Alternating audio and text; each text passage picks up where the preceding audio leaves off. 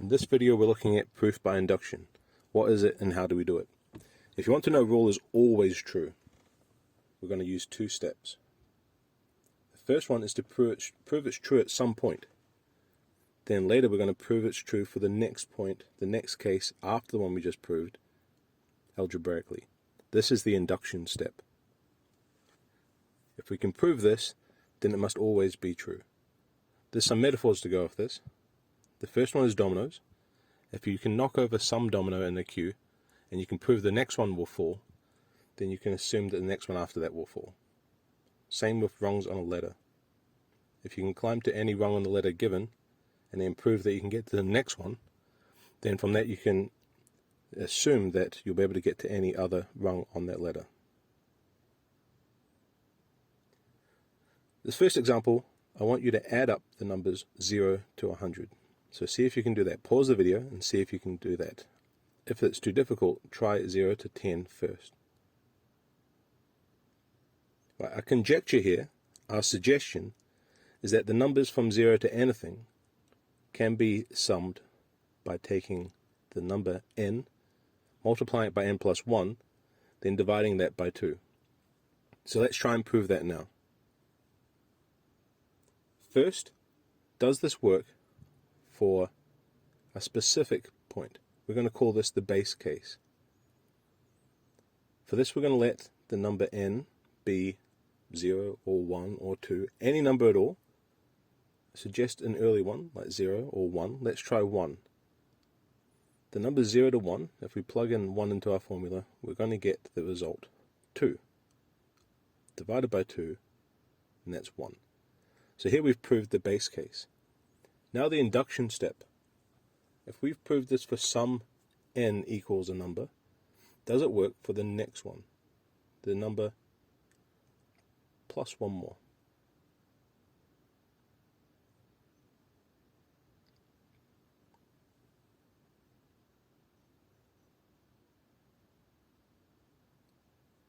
So let's try it for 0 to n.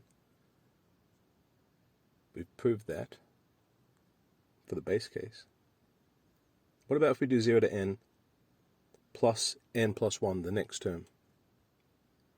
That should give us the same formulas we had before, plus the next term, n plus 1.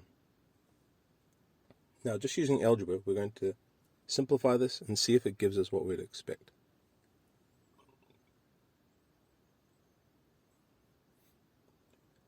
So we're just making the denominator the same. Now we can see we've got a like term of n plus 1. So we're going to factorize that out.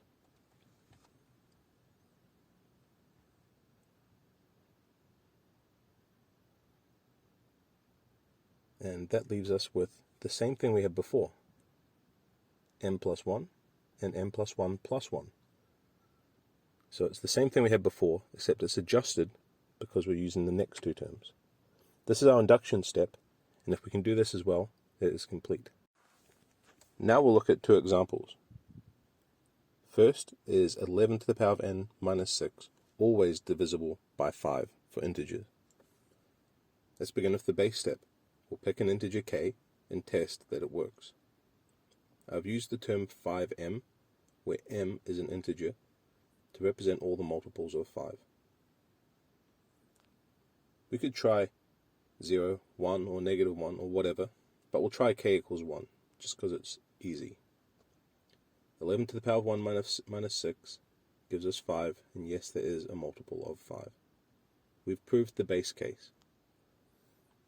What about the next case? This is the induction step. If k works, as it did before when k was 1, how about k plus 1? 11 to the power of k plus 6 equals 5m. We've proved that already. So minus 6. 5m is therefore a multiple of 5 because m is an integer. Let's try 11 to the power of k plus 1 for our induction.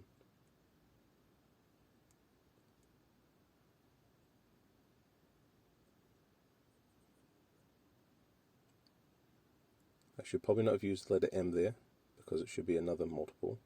But let's try this. If we expand it out a little bit, and we use what we proved before in the base step, and we substitute that in, we'll get this line here, which we expand to be 11 times 5m plus 66 minus 6. If we rewrite that as 5 times 11m plus 60, we can see that we can factor out 5 as a common factor. M is an integer, so is 12. So therefore, we can factor out 5, and since 5 is a common factor,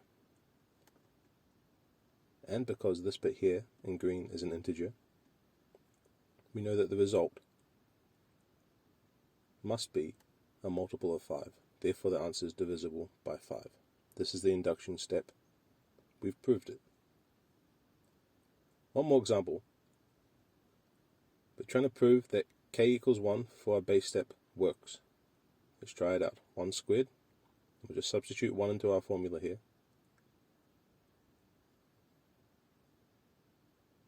Six over 6, and that's equal to 1. So we've proved our base case. Easy as that.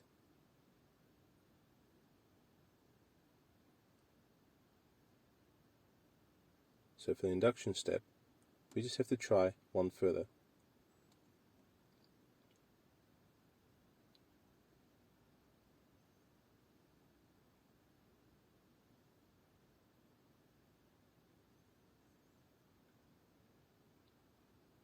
Right, here's our original piece of the formula, plus our k plus 1 term.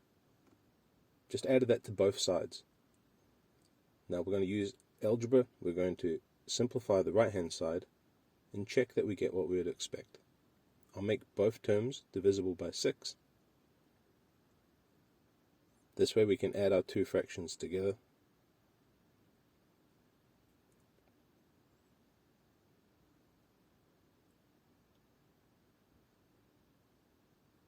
From here we can see that k plus 1 is a factor, so I'll factorize that out.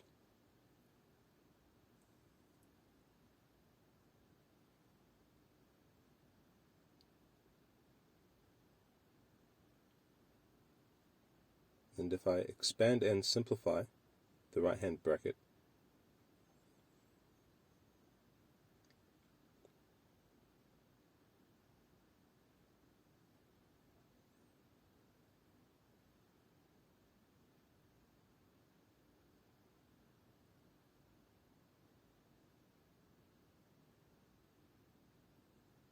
then what's left is to factorize the simplified version into two separate brackets. We're going to factorize the quadratic on the right. That's 2k squared plus 7k plus 6, and that factorizes to this, which you can check for yourself, all divided by 6. And if I just rewrite this in terms of k plus 1, you can see we've got the terms k plus 1, k plus 1 plus 1, and 2k plus 1 plus 1 divided by 6. Now this is the induction step complete, because we have taken what we had for the original terms, which I'm writing here in black, and everywhere we had a k, we replaced it with k plus 1. So each k has gone to a k plus 1. That's us complete.